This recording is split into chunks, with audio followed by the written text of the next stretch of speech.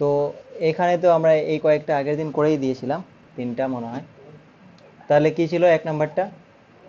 পরম শূন্য আদর্শ উষ্ণতায় সিলিকন কিসের মতো? কুপরিবাহীর মতো, তাই তো? কুপরিবাহীর মতো। হ্যাঁ, কারণ সব ইলেকট্রনগুলো ভ্যালেন্স ব্যান্ডেই থাকে। আর তারপরে সম্মুখ বায়াসে পিএন সংযোগ ডায়োডের যে নিঃশ্বসিত অঞ্চল, ওটা কমে যায়, তাই তো? কমে। আর এখান থেকেও আমরা বলেছিলাম নিজের কোন ক্ষেত্রে ডায়োড বিপরীত বায়াসে আছে। তো বিপরীত বায়াসে আছে আমরা দেখেছিলাম, দেখো এখানে এন টাইপ এটা, আর এটা পি টাইপ। তাহলে এন এর দিকে পজিটিভ আছে আর পি এর দিকে তোমার গ্রাউন্ড আছে। তো এটাই বলেছিলাম। তারপরে এগুলো আমরা আলোচনা করেছিলাম যে এগুলো স্যার নেই। স্যার একটু এখানে এন টাইপ কোন দিকে আর কোনটা পি টাইপ বলেন স্যার, কোন সাইডটা? তো এটাতে আমরা বেশি সময় দিলাম না, এটা আগের দিন করেছিলাম। এটা দেখো তারপরের থেকে 4 নম্বরটা দেখো। এখানে এই চিত্রটা দেওয়া আছে, 3.5 ভোল্ট অ্যাপ্লাই করা হয়েছে আর এখানে একটা 100 ওহমের রেজিস্ট্যান্স দেওয়া আছে। কিন্তু এর যে ব্যারিয়ার পটেনশিয়াল যেটা ডায়োডটার, সেটা 0.5 ভোল্ট, মানে V0 যেটা। তো সেটা এরকম গ্রাফটা যেটা ছিল সেটা বলছে 0.5 ভোল্ট। তো বলছে এই বর্তনীতে প্রবাহ মাত্রা কত যাবে। আচ্ছা, তো আমাকে একটা কথা বলো, 0.5 ভোল্ট যদি ব্যারিয়ার পটেনশিয়াল হয়, তাহলে 3.5 ভোল্ট কি ইফেক্টিভ ভোল্টেজ হবে, না 0.5 মাইনাস করতে হবে? তাহলে ইফেক্টিভ ভোল্টেজ যেটা হবে মাইনাস করতে হবে। মাইনাস করতে হবে। তাহলে 3.5 মাইনাস 0.5 করো। এর মানে অ্যাকচুয়ালি সার্কিটটার মধ্যে 3 ভোল্টই অ্যাপ্লাই হবে। তাহলে তাহলে সেই ক্ষেত্রে আর তো জানো, তারপরে 100 ওহম মানে ভি ইকুয়াল টু আই আর করে বের করে নাও। তাহলে I is equal two 3 volt লিখবো, আর নিচে আর হচ্ছে 100 ওহম। তাহলে এ তো এম্পিয়ার হবে, কিন্তু মিলি এম্পিয়ারে আছে, তো আমি 1000 দিয়ে গুণ করে দেবো। তাহলে দুটা জিরো কাটো, 30 হয়ে যাবে, 30 মিলি এম্পিয়ার।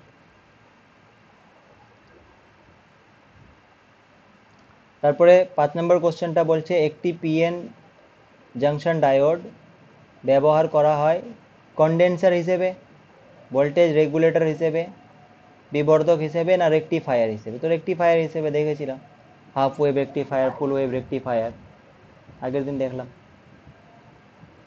6 নম্বর কোশ্চেনটার অ্যান্সার তোমরা দিবে,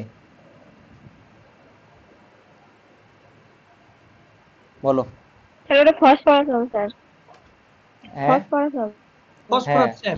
এন টাইপ না, মানে তোমাকে বুঝতে হবে যে ফসফরাস। হ্যাঁ পেন্টাভ্যালেন্ট কোনগুলো। তাহলে এগুলো সব ট্রাইভ্যালেন্ট, তাহলে এখানে এটাই হবে।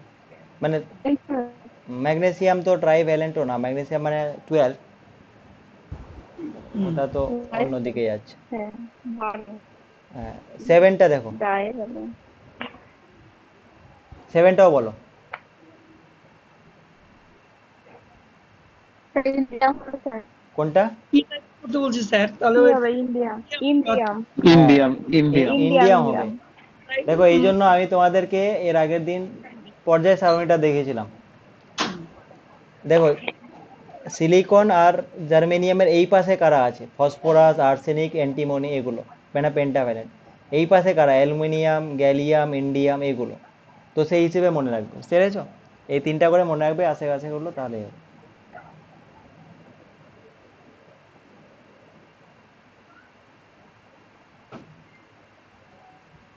আচ্ছা, এটা ইন্ডিয়াম হলো।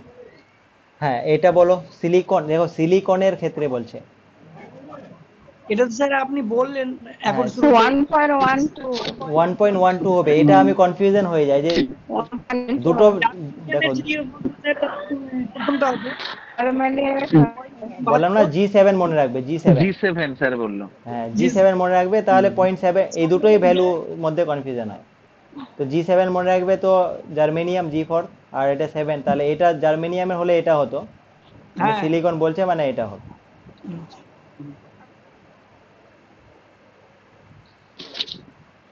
মানে কিছু তো মানে কি বলে, ট্রিক, না কি ট্রিকই বলে না, ওগুলো তো বের করতে হয় মনে রাখার জন্য, কনফিউজিং গুলো। তুক্কা স্যার। তুক্কা, তুক্কা না আসলে ঠিক। এটা দেখো 9 নম্বরটা, প্রসেস কি বটে এটা? তুক্কা বলা যাবে না, মানে প্রসেস। ট্রিক, ট্রিক বলা যাবে, ট্রিক। হ্যাঁ, শর্ট মনে রাখার উপায় আর কি, যেভাবে তোমাদের ইচ্ছা মনে রাখবে। 9 নাম্বারটা পড়ো। বলছে এরকম একটা ডায়োড আছে, তাহলে ওর মধ্যে কারেন্ট কত যাবে? তাহলে কিভাবে করব? তাহলে এখানে দেখো, ব্যাটারিটাকে দেখো আগে, এটা নেগেটিভ আর এটা পজিটিভ। পজিটিভ টার্মিনালটা যদি দেখো D1 ডায়োডটার ক্ষেত্রে, তাহলে এন টাইপের দিকে পজিটিভ লাগিয়েছে, তাই না? এর মানে D1 ডায়োডটা রিভার্স বায়াসে আছে না ফরওয়ার্ড বায়াসে?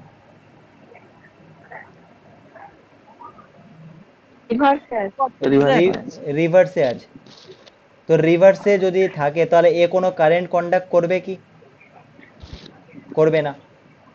আর রিভার্স স্যাচুরেশন কারেন্ট ওটা 0 ধরে নাও, ওটা অনেক কম হয়। আচ্ছা, এ যদি কারেন্ট কন্ডাক্ট না করে, তো এটাকে রাখা আর না রাখা বরাবর, মানে এটা নেই। এবার ভেবে নাও এটা নেই, তাহলে এই পুরো ব্রাঞ্চটাই নেই। তাহলে এবার ঠিক আছে, রিভার্সটা একটু একটু বলুন তো কি কিভাবে বুঝতে পারলাম দুটো চলে গেল। দেখো, শোনো শোনো শোনো ভালো করে তাহলে। দেখো আমি বলছি, তুমি D1 ডায়োডটাকে লক্ষ্য করো। তাহলে D1 ডায়োডটার, এটা D1 ডায়োডটা ধরো, তাহলে এই ডায়োডটার এন টাইপটা ব্যাটারির পজিটিভের সাথে কানেক্ট করেছে। হ্যাঁ। তো এর মানে এটা রিভার্স বায়াসে আছে। হুম। তো রিভার্স বায়াসে থাকলে এই ডায়োডটা কন্ডাক্টই করবে না, কারণ আমরা গ্রাফটা দেখেছিলাম না, এরকম হয়। আর এই রিভার্সে কন্ডাক্টই করে না, খুব কম কন্ডাক্ট করে স্যাচুরেশন কারেন্টটা। তো রিভার্সে এ তো কন্ডাক্টই করবে না। তো কন্ডাক্ট যদি নাই করে, তো এই ব্রাঞ্চটাকে রাখা আর না রাখা তো সমান, কারেন্টই তো যাচ্ছে না। তাহলে ভেবে নাও এটা নেই সার্কিটে। বোঝা গেছে? হুম। আছে, কিন্তু ভেবে নাও ওটা নেই, আমরা ক্যালকুলেশনে ওটা কনসিডার করব না। তাহলে এটা ধরে নাও মুছে দিলাম। তাহলে এবার বুঝতেই পারছো। তাহলে এখানে যদি আমরা বের করতে চাই, তাহলে কি হবে? ভিটা হচ্ছে 12 ভোল্ট, আর আইটা, আর দেখো এখানে একটা ব্যারিয়ার পটেনশিয়াল হয়, কিন্তু এখানে বলছে আদর্শ ডায়োড। তো আদর্শ ডায়োডের ক্ষেত্রে ব্যারিয়ার পটেনশিয়ালটা 0 ধরে নিয়েছি। বোঝা গেছে? তাহলে যা হবে পুরো কারেন্টটা মানে IR V equal to IR হিসেবে যাবে। তাহলে আর কত? 4 ওহম আর 2 ওহম, 6 ওহম, তাই না? তাহলে ব্যাপারটা হলো কি, 12 বাই, এটা দুটো শ্রেণীতে সমান্তরালে আছে বলে হচ্ছে নাকি? কোনটা সমান্তরালে হচ্ছে? শ্রেণী সমবায় আছে বলে? হ্যাঁ, শ্রেণীতেই তো হচ্ছে না। রোদ দুটো। তো শ্রেণী, ও হ্যাঁ হ্যাঁ হ্যাঁ, দেখো না, শ্রেণীতে আছে না। হ্যাঁ, ঠিক আছে। আমি, হ্যাঁ বুঝে গেছো তো? হচ্ছে স্যার নাকি? মানে এটা এটা নেই, এটা নেই ভেবে নাও। তারপরে দেখো না, এটা আর এটা শ্রেণীতেই আছে না। ঠিক আছে?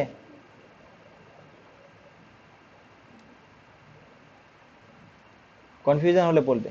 তাহলে এটা কত হলো? 2 হলো। তাহলে I is equal two 2 ampere. তাহলে এটা হবে অ্যান্সার। আচ্ছা, এই জিনিসটা দেখো 10 নম্বরে বলছে, একটি পূর্ণ তরঙ্গ একমুখী কারকের, মানে ফুল ওয়েভ রেকটিফায়ার আর কি, ফুল ওয়েভ রেকটিফায়ারের কর্মদক্ষতা কত? তাহলে কি মনে হচ্ছে কত হতে পারে বলো তো?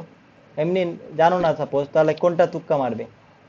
পূর্ণ পূর্ণ বলেছে 50%। 50। আমি ডিটা নিব। তাহলে এই 50 মারবে। দেখো আমি বলছি, আমি শোনো, আমি গ্রাফগুলো যদি পড়ে বলেছিলাম যেগুলো, শোনো, পূর্ণর ক্ষেত্রে আমি বলেছিলাম এটার জন্য পাও, এটার জন্য পাও, এটার জন্য পাও। দেখো তাহলে 50% কেন? 50 থেকে তো বেশি হবে না। তো তুমি 65 আর 80-র মধ্যে কনফিউশন হতে পারে। তো এটা অ্যান্সার হচ্ছে 80%-এর মতো ওর অ্যাকুরেসি দেয়। বুঝতে পেরেছো? আর বাকি তারপরে ক্যাপাসিটার লাগিয়ে ফিল্টার লাগিয়ে আমরা করেছিলাম, ঠিক। আর তাহলে যদি হাফ ওয়েভ বলতো, হাফ ওয়েভ বললে তাহলে এটার অর্ধেক হতো 40। যদি এটা হাফ ওয়েভ বলতো তাহলে 40 অ্যান্সারটা দিতাম। বোঝা গেছে? তাহলে এটা একটু মানে মনে রাখবে যে ওর যে দক্ষতাটা ওটা 80% আর 40%-এর কাছাকাছি। হয় না স্যার, হ্যাঁ, হাফে exact value 40 থেকে 50 এর মধ্যে। 40 থেকে 50-র মধ্যে নয়, তুমি 40-র কাছাকাছি মনে রাখবে হাফ ওয়েভের ক্ষেত্রে। হ্যাঁ আর ফুল ওয়েভের ক্ষেত্রে মনে রাখবে 80-র কাছাকাছি। আচ্ছা দেখো 100% তো দেয় না, 100% দিলে তো পুরো এরকম স্ট্রেট লাইন দিয়ে দিত। ওরকম দেয় কি, আমরা দেখেছিলাম না, এরকম দেয়। দাঁড়াও আমি সার্কিটটাই নিয়ে আসি। মনে পড়ছে কি বলছি? স্যার এই ওগুলো যে এই কিসের রিপিল জিনিসটা না কি বলেছিলেন ওর জন্য কিছুটা, রিপিল না কি বলেছিলেন উপরের? ক্যাপাসিটার লাগিয়েছিলাম। এই যে এই জিনিসগুলো যে এক্সট্রা আসছে, এই রিফিলগুলো, তো এগুলো তো অ্যাকুরেসি দিল না তাহলে, তাই না? তো এই জন্য আমরা 80% বলছি, 80% দেয়। বোঝা গেছে? আর ক্যাপাসিটার লাগানোর পরে তখন ওটা আমরা ফিল্টার করি আর কি। ও, আর হাফ ওয়েভের ক্ষেত্রে এখানে তো তাহলে এটা 80%-এর মতো হলো। আর হাফ ওয়েভের ক্ষেত্রে তাহলে আর অর্ধেক হবে, কারণ এখানে তো অর্ধেকটাই দিচ্ছিল হাফ ওয়েভে, তাহলে ওটা 40%-এর কাছাকাছি মনে রাখো। ঠিক ঠিক স্যার। ঠিক আছে।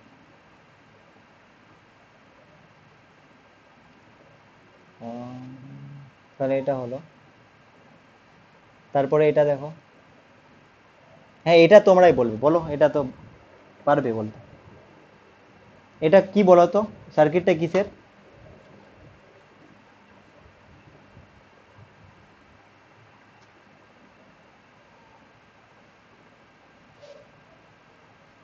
রেকটিফায়ার না, এটা হাফ ওয়েভ রেকটিফায়ার হিসেবে কাজ করছে তো, ওই তাই না? এটা ধরো এটা ইনপুটটা আছে এইভাবে, তাহলে পজিটিভ হাফটার জন্য ফরওয়ার্ড বায়াস তো ওটা কারেন্ট দিবে আউটপুটে, আর না হলে দিবে না। তাহলে কোনটা হবে? এটা এটা এটা এটার মধ্যে কোনটা হবে? বলে দিবেন। এটা ইনপুট ভোল্টেজটা এটা।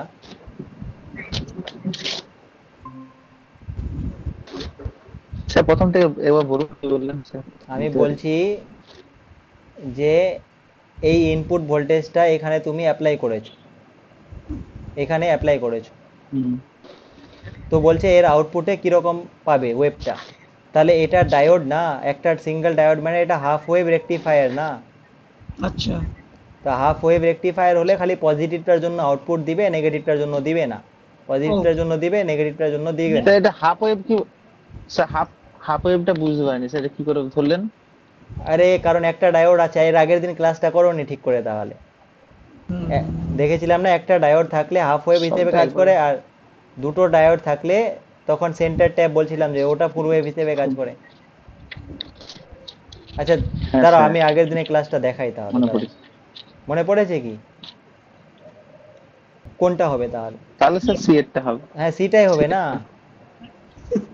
তুমি যদি ডায়োডের ফাংশনটাও বেসিক বুঝো, যে ফরওয়ার্ড বায়াসে এ কারেন্ট কন্ডাক্ট করে আর রিভার্সে করে না, তাহলে তুমি দেখো এবার বুদ্ধিটা লাগাও, যে ফরওয়ার্ড এরকম একটা কারেন্ট, তাহলে এটা পজিটিভ হাফ, পজিটিভের জন্য এ ফরওয়ার্ড বায়াস, কারণ এটা পি টাইপ না, তাহলে যখন পজিটিভটা হবে তাহলে পি পজিটিভ পড়ছে, তাহলে ফরওয়ার্ড, তো তখন আউটপুট দিবে। তাহলে এই পজিটিভটা যখন তখন আউটপুট পেয়েছো, দেখো নেগেটিভটার জন্য পাওনি, তাহলে এটাই অ্যান্সার হবে। আচ্ছা, 12 নম্বরটা বলো তো কি হবে? এটা বুদ্ধি লাগানোর স্যার বিষয় আছে। নিস্তড়িত।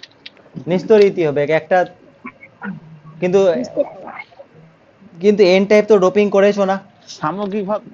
ইলেকট্রন তো বেশি আছে। স্যার স্যার পি টাইপ বললেও তো, হ্যাঁ, পি টাইপে তো বললেও হোল বেশি নিস্তড়িত আছে। হবে তো স্যার নাকি? হ্যাঁ না, এটা নিস্তড়িতই অ্যান্সার হবে। এটাও নিস্তড়িত হবে। হ্যাঁ, আসলে কি হয় যে নর্মালি যে তোমার ওয়্যার গুলো হয়, কন্ডাক্টর গুলো, ওগুলোতে তো অনেক ইলেকট্রন, তো ওগুলো কি ঝাটকা খাও তুমি? স্যার যদি হ্যাঁ এখানে ওটাই হচ্ছে স্যার, ওই কনসেপ্ট থেকেই বলে দিয়েছি স্যার। হ্যাঁ, এই নিস্তড়িতই হবে। মানে যতই কেরিয়ার থাকুক না কেন, ওভারঅল দেখলে নিস্তড়িত হয়। কেন হয় বলো? এটা যদি জিজ্ঞেস করে কেন হয়, কারণ ওদের একটা র্যান্ডম মোশন থাকে, তাই না? এদিকে মুভ করছে, এইদিকে মুভ করছে, এইদিকে মুভ করছে। নর্মাল যদি আমি বাইরে থেকে পটেনশিয়াল না দিই, তো র্যান্ডম মোশন হয় বলে ডাইরেকশনটা বিভিন্ন দিকে হয়। তো ওভারঅল একটা তোমার মানে কোনো দেয় না আর কি, নিস্তড়িতই আমরা কনসিডার করি। আচ্ছা, এটা স্যার দেখো। বলছিলাম ওখানে এন টাইপ ক্লিয়ার?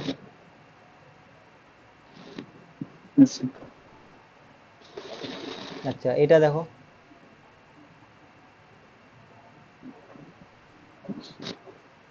এটা একটা জেনার ডায়োড আছে, জেনার ডায়োড। দেখো জেড ফর জেনার এইভাবে করে আছে। আর আমরা বলেছিলাম জেনার ডায়োডকে রিভার্স বায়াসে লাগানো হয়, তাহলে এটা রিভার্স বায়াসে লাগানো আছে, কোনো অসুবিধা নেই। কীভাবে বুঝলে রিভার্স বায়াসে? কারণ দেখো এটা ব্যাটারিটা ধরো প্লাস মাইনাস, আর এটা এদিকে এন টাইপ, এদিকে পি টাইপ, ঠিক আছে?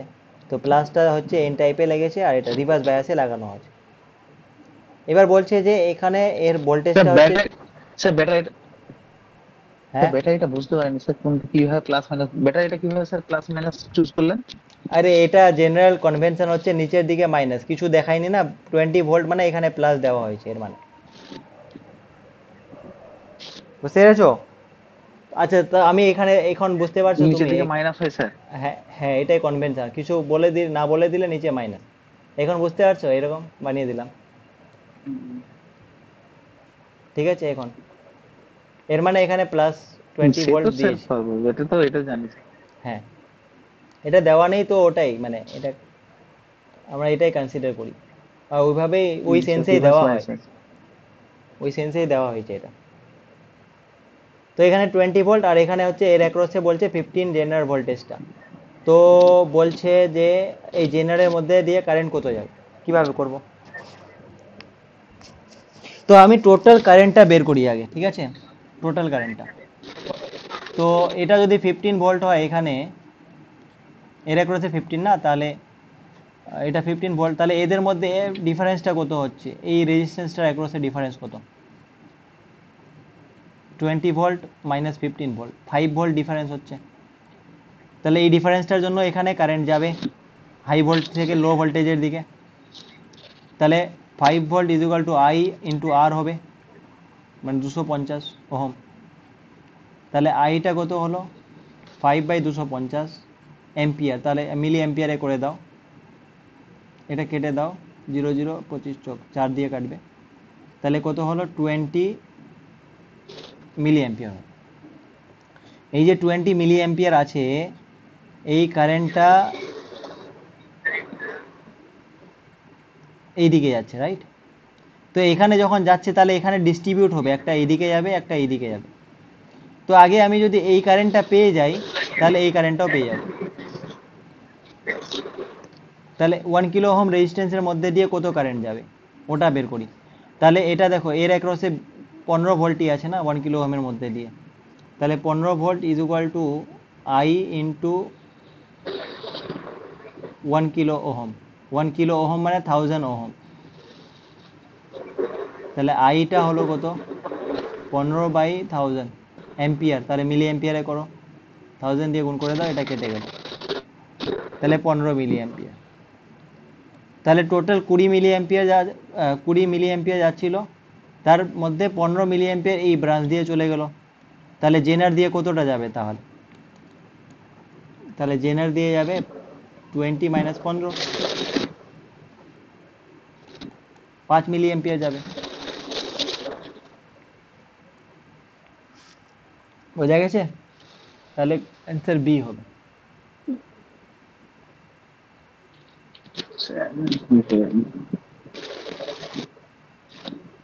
এটা দেখে নাও।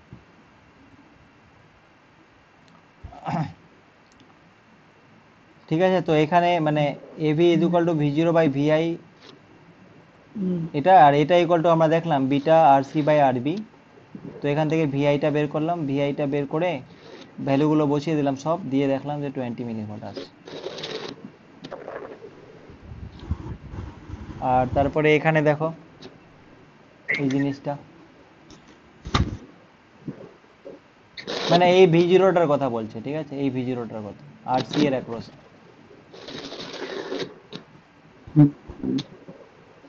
তাও জটিল স্যার। হ্যাঁ, জটিল না, মানে দেখো আমি বলছি, এটা বিটাটা বলে দিয়েছে 100, তাই তো? বিটাটা 100, আর VBEটা যেটা ওটা 0.6, মানে এর অ্যাক্রসে যে ভোল্টেজটা ওটা 0.6 ভোল্ট হলে আইসিটা কত হবে ওটা বের করতে হবে। তাহলে আইসি দেখো, মানে জি এর আইসি মান। মানে আউটপুট কারেন্টটা, মানে কালেক্টর দিয়ে যে কারেন্টটা আসবে ওটা। তো আমি আইবিটা যদি পেয়ে যাই, শোনো, আইবি যদি পেয়ে যাই, তাহলে আইসিটাও পেয়ে যাব, কারণ বিটা আইবি করে, বিটা জানো, তো আইবিটা বের করতে হবে এর মানে। তো আইবিটা কীভাবে বের করবো সেটা যদি আমি এই জিনিসটা কনসিডার করি, তাহলে এখানে দেখো 5 ভোল্ট অ্যাপ্লাই করেছো, তাহলে 5 ভোল্ট ইজ ইকুয়াল টু কি হবে, আইবি আরবি প্লাস এই ভোল্টেজটা, কারণ এই সার্কিটটা নিচ্ছি, তাহলে ভিবিটা নিব মানে 0.6। তো এটা আইবি আরবি প্লাস 0.6, তাহলে 5 ভোল্ট হলো। তাহলে আইবি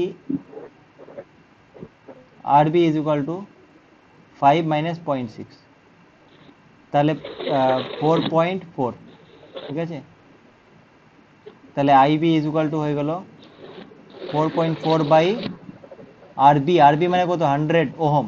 তো এটা তোমার কিসে আসবে, মিলি এম্পিয়ার অর্ডারে আসবে, কারণ এটা ভোল্ট আর এটা ওহম, তাহলে এম্পিয়ার অর্ডারে। এটাকে মিলি এম্পিয়ারে করলে 1000 দিয়ে গুণ করতে হবে, তাহলে 4.4 বাই 100 ইন্টু 1000, দুটা জিরো কাটো, তাহলে 44 হয়ে গেল কি মিলি এম্পিয়ার। তো আইবিটা দেখো 44 মিলি এম্পিয়ার, কিন্তু এই ডাটাটা ভুল আসছে কেন? আমরা তো জানি আইবিটা কিসে আসে, মাইক্রো এম্পিয়ার অর্ডারে আসে, তো মিলি এম্পিয়ার অর্ডারে আসছে, এর মানে কিছু ভুল আছে, বুঝতে পেরেছো? আসলে এই কোশ্চেনটাতেই ভুল আছে, এই কোশ্চেনটা দিলে মার্কস পেয়ে যাবে। মানে কোশ্চেনটাতে ভুল আছে এটা, যে এটা কিলো ওহম না, এটা ওহম না, এটা কিলো ওহম হওয়া উচিত। তো কিলো ওহম যদি বসাই তাহলে আমার যেটা আসবে তোমার অ্যাকচুয়ালি কিলো ওহম যদি বসাই আরবি এর জায়গায় তাহলে কত আসছে, 100 কিলো ওহম, মানে এটা মিলি এম্পিয়ারে আসবে তখন।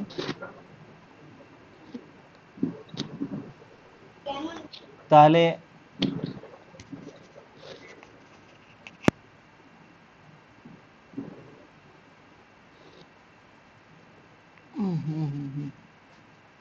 এর দিয়ে ভাগ হবে স্যার। ইন্টু 1000 করতে হবে, শোনো,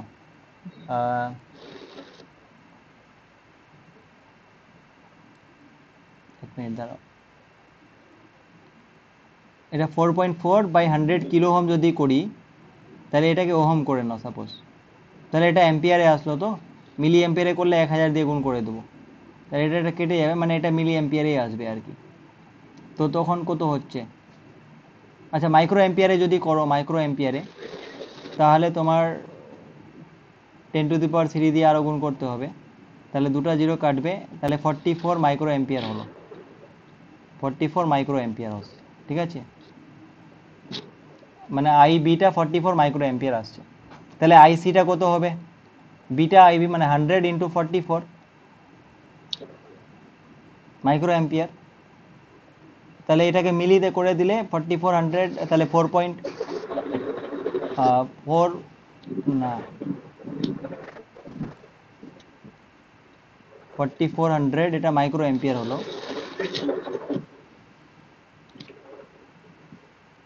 মিলি এম্পিয়ারে করলে 4.4 মিলি এম্পিয়ার হলো এটা, ঠিক আছে।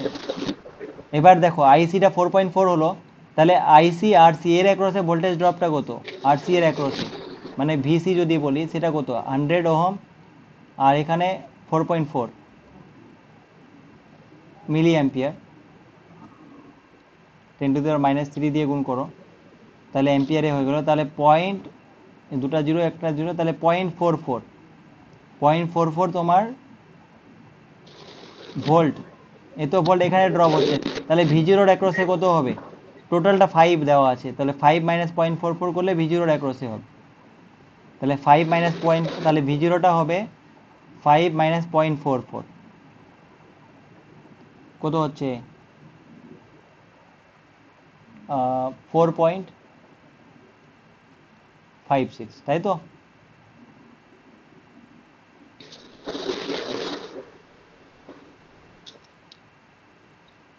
ফোর পয়েন্ট ফাইভ সিক্স হবে, তাহলে ভি0টা হচ্ছে তোমার, বেসিক্যালি ভি0টা হচ্ছে 4.56 ভোল্ট, আর আইসিটা যেটা হচ্ছে সেটা হচ্ছে তোমার, আইসি বের করতে বলেছে না, আর আইসিটা 4.4 মিলি অ্যাম্পিয়ার। এরকম কোথাও আছে কি, এরকম কোথাও নেই, বুঝতে পেরেছো? কোথাও নেই, এখানে 4.4 মিলি অ্যাম্পিয়ার আছে, এখানে 4.4 আছে, তাহলে এই দুটো বাদ দিয়ে দাও। এর মানে এই দুটোর মধ্যে একটা আসবে কোনো, তো এখানে তো 5 ভোল্ট আছে, 5 ভোল্ট তো আমাদের আসেনি, এটা 5.6 আছে, এখানে 4.56 আছে, মানে এখানে তাহলে 4.56 হবে, তারপরে এটা অ্যান্সার হবে। আচ্ছা মানে কোশ্চেনটাতে ভুল আছে, এই কোশ্চেনটা দিলে নাম্বার পেয়ে যাবে, আর এটা দিবে না, ওরা কি এখান থেকে কপি করবে নাই? ওরা স্যার যে ইয়ে করে নাই মানে যেগুলো যেগুলো পারবা আমি করে নেবো স্যার। আচ্ছা এটা দেখো 19 নাম্বারটা দেখো, একটি ট্রানজিস্টর যখন সক্রিয় অ্যাক্টিভ অঞ্চলে ক্রিয়া করে তখন ট্রানজিস্টরটি কি হয়? তুমি বলো, তোমরাই বলো। অ্যাক্টিভ রিজনে কাজ করছে মানে কি? উভয় সংযোগই বিপরীত বায়াস, উভয় সংযোগ সূক্ষ্ম বায়াস, সম্মুখ সম্মুখ, বায়াসে থাকবে। উভয়টা সম্মুখ থাকবে, এটা বলছো? হ্যাঁ, সক্রিয় অ্যাক্টিভ অঞ্চলে ক্রিয়া করতে হবে। ই এবং মানে বি, অ্যাক্টিভ রিজনে, ওই সি গ্রাফটা এবং বললাম না, গ্রাফটা এই যে এরকম গ্রাফটা ছিল, স্যার একটিভে থাকবে স্যার, মানে আমি তো অ্যাক্টিভে বলছি। যখন এখানে আছে, যখন তাহলে অ্যাক্টিভে সি থাকা মানে ট্রানজিস্টরটা কাজ করবে আর কি। সিটা হবে, সিটা বললাম না, এমিটার বেসটা তোমার ফরওয়ার্ড হতে হবে, মানে এটা ধরো, এটা এমিটার বেস কালেক্টর, তো এখানে ফরওয়ার্ডে হতে হবে, আর এটা তোমার রিভার্সে হতে হবে, কালেক্টর বেসটা রিভার্সে হতে হবে, ঠিক আছে? অপশন সিটা হবে।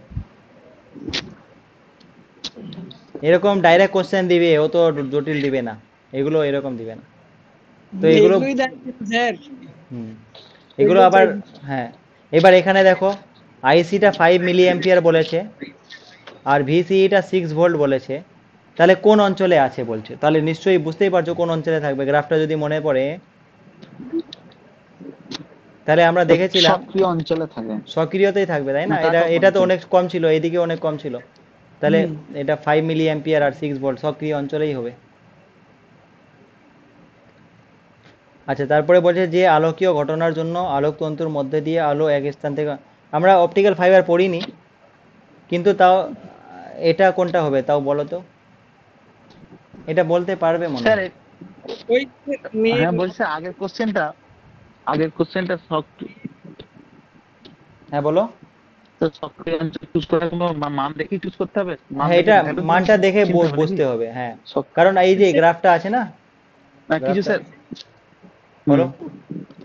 6 ভোল্টের উপর থেকে শুরু 6 না ভোল্টের উপর কোথাও থেকে না, দেখেছিলেন? আরে 6 ভোল্টের কেন বলছো?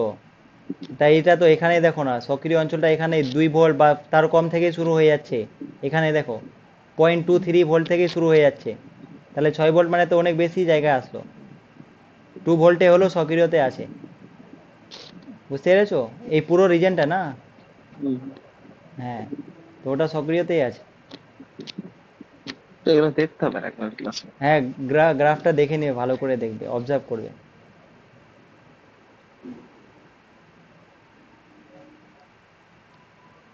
ঠিক আছে।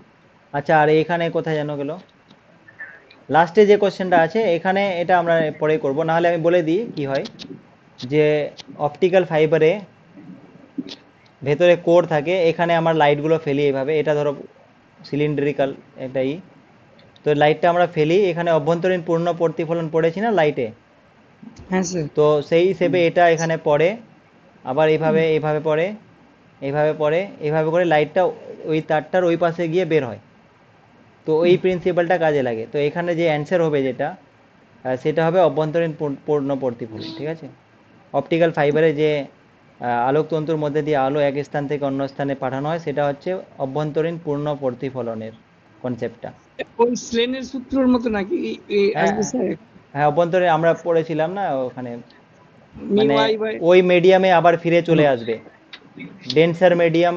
কোনো কোথাও সিলিন্ডার সূত্র পেলে হ্যাঁ, হ্যাঁ, মানে স্নেলের সূত্র না, ডেন্সার থেকে রিয়ারে গেলে হয় না ওরকম, হ্যাঁ স্যার। সংকট মানে এখানে এই কনসেপ্টটা ইউজ হয়, বুঝতে পেরেছো? ব্যতিচার ইন্টারফিয়ারেন্স কেন হবে, ডিফ্র্যাকশন কেন হবে, এগুলো না, সমাবর্তন এগুলো না, এখানে অভ্যন্তরীণ পূর্ণ প্রতিফলন হয়, এটা আমরা আরো পড়বো কালকে।